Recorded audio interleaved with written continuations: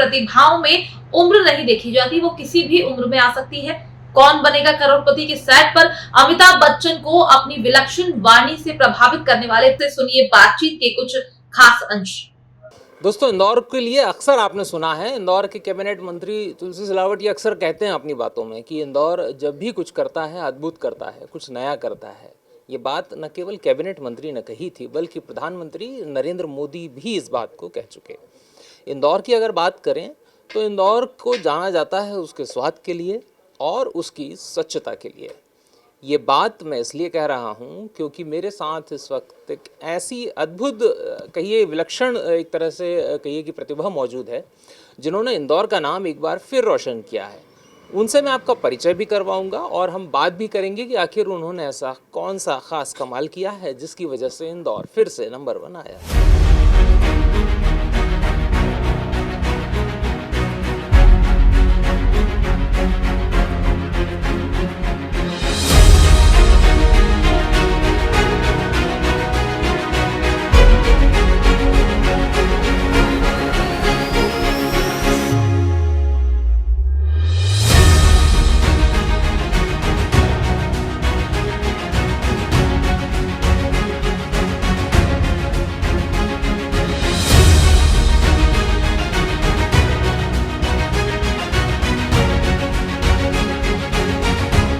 तो मैंने जैसा आपको बताया कि इंदौर जब भी कोई काम करता है तो नया काम करता है और ऐसा ही एक अनोखा काम इंदौर के पार्थ ने किया है। मेरे साथ पार्थ मौजूद हैं, आप देखेंगे बैठे हुए हैं।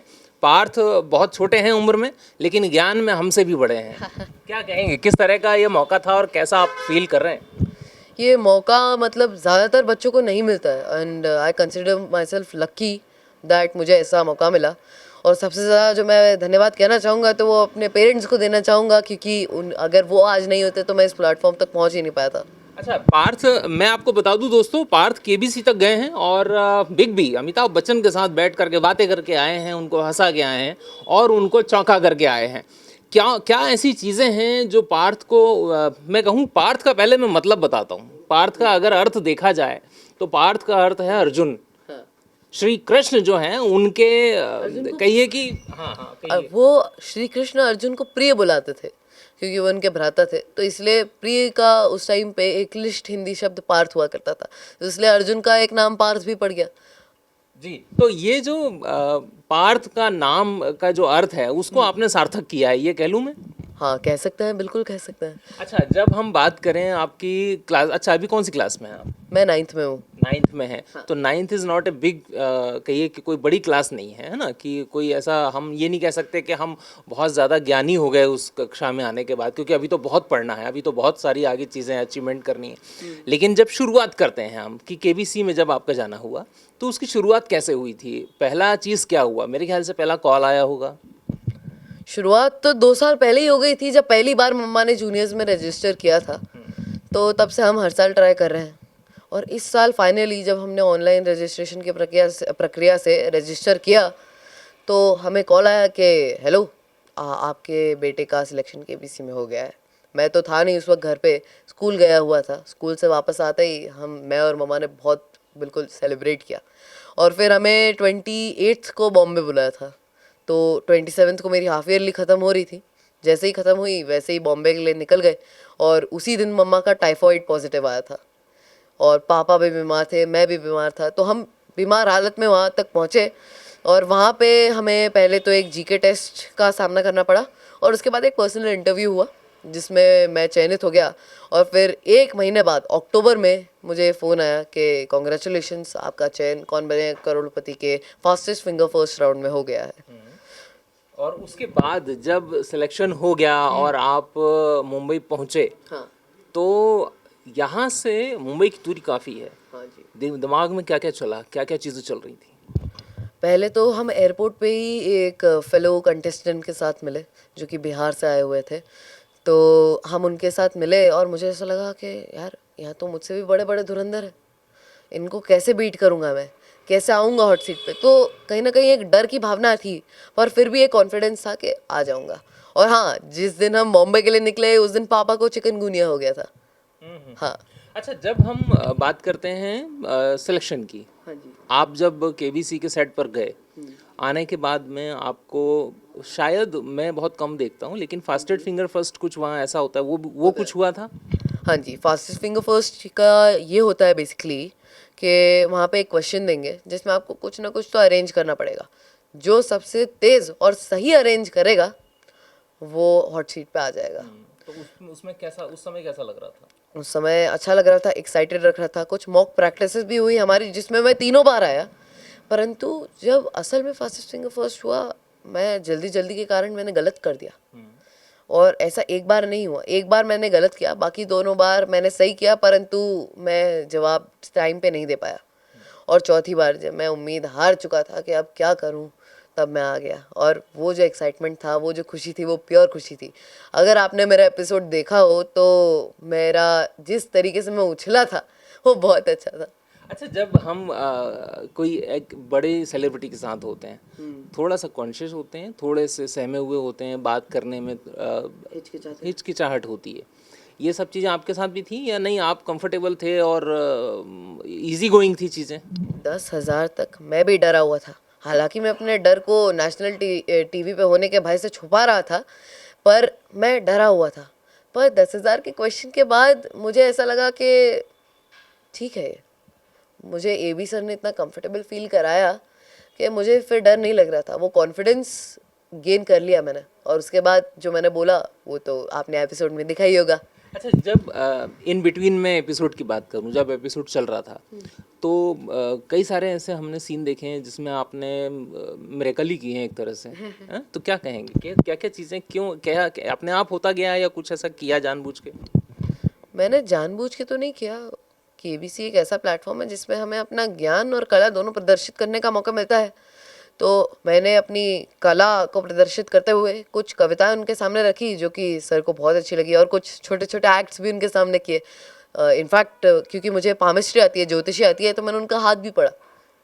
तो मैंने देखा कि आपने तो उनको बहुत सारे टिप्स भी दिए हैं कुछ, कि आपके ऊपर बड़ी जिम्मेदारियां हैं। हाँ, ये बोला था मैंने उन्हें, क्योंकि ये जो होता है ना शुक्र पर्वत, हमारे अंगूठे के नीचे एक उठा हुआ हिस्सा, यदि इसके ऊपर छोटे छोटे स्क्वायर्स, वर्टिकल और हॉरिजॉन्टल लाइंस एक दूसरे के साथ छोटे छोटे स्क्वायर्स बनाती है, इसका ये अर्थ होता है कि प्रोबेबली आपके जीवन में थ्रू आउट योर लाइफ आपके जीवन में जिम्मेदारी बहुत रहेगी। और इस पर उन्होंने एक फ़नी कमेंट करते हुए ये बोला कि एक बड़ी जिम्मेदारी तो हमारे सामने बैठी है। अच्छा, जब कविताएं की सुनाने की बात आती है तो ज्ञान अपनी जगह है, लेकिन कविता को देखना, सुनना, सीखना, समझना ये बहुत मुश्किल है ना? हिंदी की खास तौर पे तो और मुश्किल होती है। तो ये जो आपका शौक है, कविताओं का शौक है या कुछ और है, क्या है ये और कैसे ये शुरू हुआ? ये शौक नहीं है, ये पैशन है मेरे ख्याल से, और ये शायद मैंने इनहेरिट किया है मेरे मम्मा पापा से। मम्मा बीइंग अ हिंदी स्कॉलर मुझे हमेशा से क्लिष्ट हिंदी सिखाना चाहती है, और इसी वजह से शायद आज मेरे प्रोनाउंसिएशंस इतने क्लियर हैं। तो वो मुझे ये सब सिखाती थी, एंड उसके बाद मैं पढ़ता गया। मेरा इंटरेस्ट रामधारी सिंह दिनकर जी में भी माइथोलॉजी की वजह से आया, और मैंने उन्हें पढ़ना शुरू किया, उनकी कलाकृतियों को पढ़ना शुरू किया, और उसके बाद मुझे कविताओं से प्यार हो गया। एक बड़ी अच्छी कविता है उनकी, मैं आपकी मम्मी से सुन भी रहा था थोड़ी देर पहले, वो कह रही थी कि दो न्याय अगर तो आधा दो। ये जो है ये, हाँ, ये थोड़ा सा अगर दो लाइन इसका बोल पाए या कुछ, या मुश्किल है कुछ और आपने जो आपको अच्छा लगता हो वो भी सुना सकते कि हैं। 2 लाइन सुना सकता हूँ। तो जैसा कि मम्मा ने कहा, जो लाइनें उन्होंने कही वही दोहराता हूँ मैं, कि श्री कृष्ण जो है वो हस्तिनापुर की सभा में एक प्रस्ताव लेके गए, मैत्री का प्रस्ताव, कि हम युद्ध नहीं चाहते, क्योंकि ऑब्वियसली वो भाई है, रक्तपात तो नहीं चाहते। तो वो कहते हैं, उनका स्टाइल भी अच्छा है, दो न्याय अगर तो आधा दो, पर उसमें भी यदि बाधा हो तो दे दो केवल 5 ग्राम। रखो अपनी धरती तमाम, हम वहीं खुशी से खाएंगे, परिजन पर असीन उठाएंगे। पर दुर्योधन वह भी दे न सका, आशीष समाज की ले न सका, उल्टा हरि को बांधने चला, जो था साध्य साधने चला। जब नाश मनुज पर छाता है, पहले विवेक मर जाता है। तो बड़ी बात है ना कि जब हमारी बुद्धि जो है वो क्षीण होने लगती है, शून्य होने लगती है, तो विवेक पहले मर जाता है। तो ये आपके जो कलीग्स हैं स्कूल में, वो क्या कहते हैं इन सब चीज़ों को लेकर? मतलब वो आपसे इंस्पिरेशन लेते हैं या नहीं? बोले शुरुआत में ऐसी, मतलब हंसी हंसी में ले लिया, मजाक में ले ली बातें आपकी, और फिर बाद में सीरियस ली, क्या हुआ था? क्या ऐसा कुछ होता है? मतलब एक नॉर्मल स्टूडेंट की लाइफ जो है वो कैसे जी रहे हैं आप? हमारे क्लासमेट्स ऐसे हमें कभी डिस्करेज नहीं करते, वो हमें हमेशा हमारे बारे में अच्छा ही फील कराने की कोशिश करते हैं। और मेरे जो दोस्त हैं, वो मेरे जो क्लासमेट्स हैं, मेरे जो फेलो स्टूडेंट्स हैं, वो सारे मुझे अप्रिशिएट करते हैं। इनफैक्ट टीचर्स भी अप्रिशिएट करती है उनको।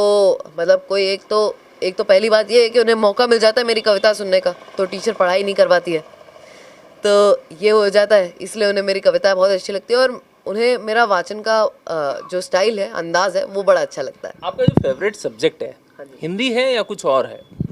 ऐसे तो क्योंकि मुझे माइथोलॉजी में इंटरेस्ट है, तो मुझे मेरे पास्ट के बारे में जानना बहुत अच्छा लगता है। और पास्ट तो हम सब जानते हैं एक ही सब्जेक्ट सिखाता है, हिस्ट्री।